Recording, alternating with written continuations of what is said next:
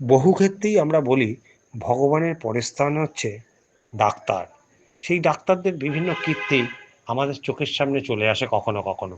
সেরকমই এক কীর্তি আজ আপনাদের দেখাচ্ছি। 12 বছরের একটি শিশু একটি বোট পিন খেয়ে ফেলে। তৎক্ষণাৎ শিশুটিকে হাসপাতালে ভর্তি করে আন্দামান নিকোবর আইল্যান্ডের একটি হসপিটালে। সেখানে সেই পিনটি বার করা সম্ভব ছিল না। সেখান থেকে স্থানান্তরিত করা হয় জেমস হসপিটালে। সেই জেমস হসপিটালে এক্সপার্ট ডাক্তারদের সাহায্যে পিন মুক্ত করে সুস্থ করে তাকে বাড়ি ফেরত পাঠায়।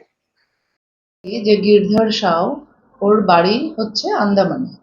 তো আন্দামানে ওর অ্যাক্সিডেন্টালি দাঁত প্রিক করতে গিয়ে একটা পিন দিয়ে, এই পিনটা দিয়ে দাঁত প্রিক করতে গিয়ে অ্যাক্সিডেন্টালি দাঁত ওটা নিচে চলে যায়। নিচে চলে যাওয়ার পর আন্দামানে ওনারা চিকিৎসা করেন লোকালি, ওখানে এক্সরে করেন, সিটি স্ক্যান ওগুলো করেন, কিন্তু ওরা ওখানে করতে পারেনি, চিকিৎসাটা পুরোপুরি বের করতে পারেননি। তো ওনারা জিমস হাসপাতালের নাম শুনেছেন, জিমস হাসপাতালের নাম শুনে ওনারা আমাদের এখানে এসছেন 10ই সেপ্টেম্বর। 10ই সেপ্টেম্বরে আসার পর আমাদের এখানে যে ইএনটির যে ডক্টররা আছেন, এইচওডি যিনি আছেন ডক্টর সঞ্জয় ঘোষ, উনি প্রফেসর, ডক্টর দেবাশিস বর্মন, একটা টিম অফ ডক্টরস মিলে ওনাকে বাচ্চাটির অপারেশন করে। অ্যানেস্থেশিয়া দেন ডক্টর বর্ণাভ পাল। আর আমাদের পেডিয়াট্রিশিয়ান যে বাচ্চাদের চিকিৎসক, যার আন্ডারে বাচ্চাটি ভর্তি ছিল, উনি হচ্ছেন ডক্টর সুশান্ত ভঞ্জ। একটা মেডিকেল বোর্ড হয়ে সবাই মিলে ঠিক করে আবার একটা আমরা সিটি স্ক্যান এখানে করি। সিটি স্ক্যান করার পর দেখা যায় যে রাইট ব্রঙ্কাসে গিয়ে এই পিনটি একদম গেঁথে আছে। তো তাকে স্যার ডাক্তারবাবু তো বললেনই অ্যানেস্থেশিয়া করে কি করে এটা ব্রঙ্কোস্কোপি কিভাবে ওনারা এটা খুব বের করেছেন। যদি না বের করা হতো সঠিক সময়, তাহলে লাংস কোলাপসও হয়ে যাওয়ার সম্ভাবনা। ম্যাডাম, আশেপাশে যে নার্সিং হোম হাসপাতালগুলি রয়েছে সেই জায়গায় কি এই ধরনের চিকিৎসা সম্ভব ছিল? আমাদের পশ্চিমবঙ্গে গভর্নমেন্ট মেডিকেল কলেজ, গভর্নমেন্ট কলেজে এই ধরনের সম্ভাবনা, মানে এই ধরনের অপারেশন খুবই সাকসেসফুলি হয়, কিন্তু আমাদের এখানে খুব একটা এখনো এত ছোট বাচ্চার খুব বেশি হয় না। তো তার জন্য আমরা এটাকে খুব ভালো একটা আমাদের সাকসেস বলি আমরা ধরে নিচ্ছি। প্রথম আপনাদের এখানে? না, প্রথম নয়, আরো অনেকবারই হয়েছে, কিন্তু এটা যেহেতু খুবই ছোট বাচ্চা এবং শ্বাসকষ্ট বাচ্চাটির হচ্ছিল, যাতে লাংস খারাপ না হয়ে যায়, কোলাপস না হয়, তাই আমরা তাড়াতাড়ি করে মেডিকেল বোর্ড করে একটা টিম অফ সব ডাক্তার, যাদের নাম আমি বললাম, সবাই মিলে অপারেশনটা সাকসেসফুলি করা হয়েছে এবং আজকে বাচ্চাটির ছুটি হচ্ছে।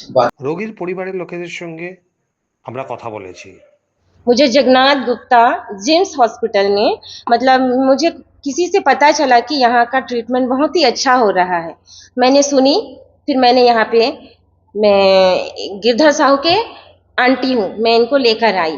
लेकर आने के बाद में यहाँ पे हम लोगों को एडमिट किया गया और डॉक्टर ने तुरंत इनका इलाज शुरू कर दिया। डॉक्टर ने बताया कि इनका फेफड़ा में पिन फंसा हुआ है। फिर डॉक्टर ने ओटी किया और वो पिन को ब्रोंकोस्कोपी के द्वारा निकाला गया और बच्चा का जान एकदम सुरक्षित तरीका से बचाया गया। मुझे इस बात से खुशी है कि मेरा बच्चा मेरा साथ आज खड़ा है। मुझे बहुत खुशी है। मैं हॉस्पिटल को तहे दिल से धन्यवाद करती हूँ कि जगन्नाथ गुप्ता जिम्स हॉस्पिटल को, कि हर मरीज का इलाज इसी तरह से करता रहे। धन्यवाद। आपका नाम? मेरा नाम प्रतिमा प्रसाद है। डॉक्टर संजय कुमार घोष। जो डॉक्टर ने इलाज की उनका नाम है संजय कुमार घोष। पिन कैसे ढुका था? पिन कैसे घुसा था? बच्चा ने टूथ पिक कर रहा था लेट कर, तो पिन एक खांसी में चला गया अंदर। कितने दिन था अंदर? अंदर 19 डेज उनके फेफड़ा के अंदर था। पहले कोई अस्पताल में इलाज किया? जी, मैंने अंडमान निकोबार आइलैंड में जीपन हॉस्पिटल है, उसमें इलाज किया। उसके बाद वहाँ पे ट्रीटमेंट नहीं हुआ, फिर मुझे इस हॉस्पिटल का पता मिला तो मैं इस हॉस्पिटल में बच्चा को ले आई और बिना पैसा 1 रुपया खर्चा हुए मेरा बेटा का इलाज हो गया। मैं बहुत खुश हूँ। बिल्कुल मुफ्त हुआ?